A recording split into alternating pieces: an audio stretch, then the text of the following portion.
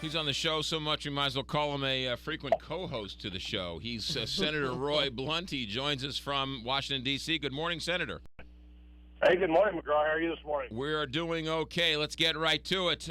Chuck Hagel, Defense Secretary, announced that he wants to cut the Army to the smallest size in 74 years. What are your thoughts as you hear that? Well, I think we need to look real closely at his proposals. The ones that cut the National Guard concern me a lot. Eliminating the A-10 fighter plane concerns me a lot, but there's a lot on the table here. I'm on both the Defense Authorizing Committee with Senator McCaskill, and I both serve on that committee, and then I'm on the Defense Appropriating Committee. So I intend to be very involved in that discussion, and those facts all came out yesterday. I sent a letter last week on downsizing the National Guard and the Reserve, which is another component here. If you're going to downsize the regular force, you really need to be sure that you have an integrated armed force, that when you do need more people, they're readily able to come back. And so this has to be looked at very carefully. It's a big issue in our state. We have literally thousands of people serving in the military and thousands more supporting the military. And so this is going to be a big discussion, and it's an important discussion. Recently the 60 Minutes had the story about the Joint Strike Fighter and the hundreds of billions of dollars that have been wasted with that. If we did away with the Joint Strike Fighter, couldn't we afford all this other stuff? Well, actually, they've sort of doubled down on the Joint Strike Fighter, and, we put some F-18s for the Navy in that would be made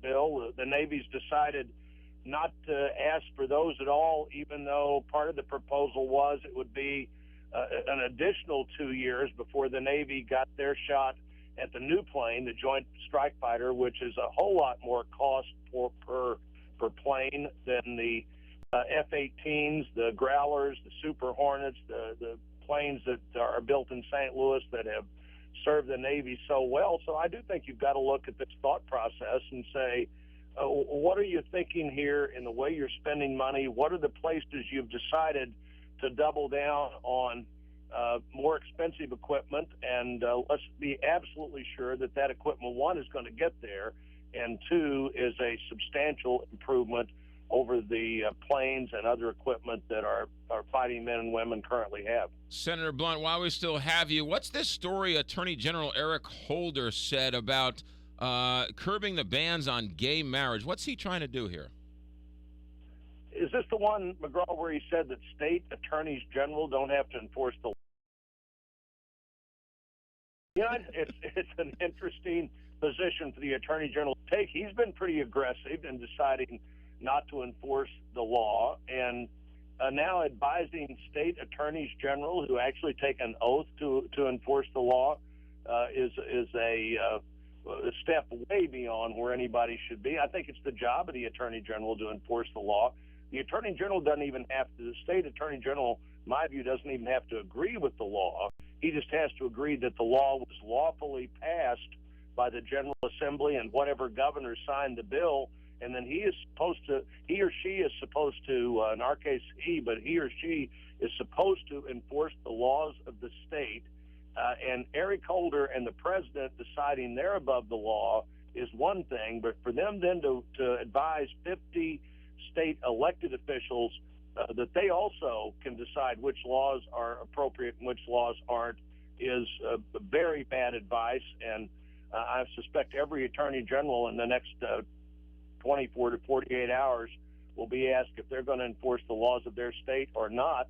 And I would think the only legitimate answer is yes, we're going to enforce the laws of our state until the state changes them. We are in a little bit of an interesting place because there's a soldier in Fort Leonard Wood who's stationed there who wants to marry a same-sex marriage and is allowed by the military to marry, must go out of the state to find a state where they're allowed to be married by a same-sex partner, and then they have to move back into the state, and yet they're not recognized by the state in which they live in, and yet they defend this country. We're in a weird time with this gay marriage, are we not? Well, I think that any time the federal government injects itself into these issues, it creates problems. The divorce laws, marriage laws, adoption laws have traditionally been left to the states. If the federal government was solving all the other problems, then maybe they'd have some argument that, hey, we've done such a great job in Washington, D.C., that we should start doing the work of state capitals.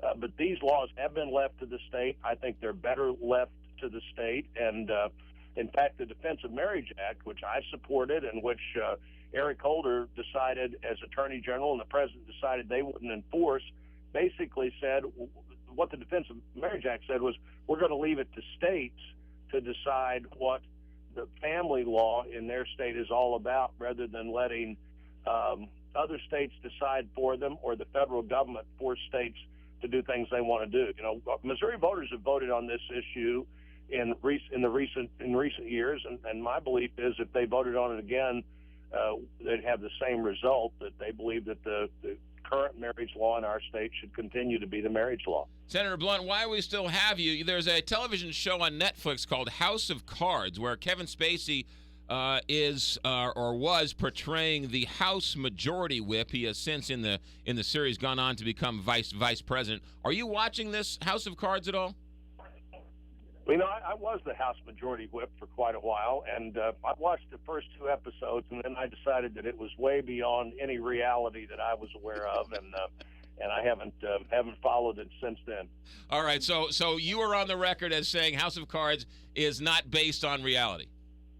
House of Cards is not based on reality, and by the way, it's one of the most avidly watched shows in China, because actually the Chinese government says it's another example of just how corrupt the American political system is. So, you know, trying to have these things that make our system look different than it is may be entertaining, but probably not helpful as other people try to figure out what it is that makes our government special, and it's not the House of Cards. That, ladies and gentlemen, is the former House Majority Speaker, Senator Roy Blunt, now Senator of the great state of Missouri. Senator, thanks for checking in, and we'll talk to you down the road. Okay, hold on to my mail. I'll be by soon. All right, good. Senator Blunt, 745 here, Big 550 KT.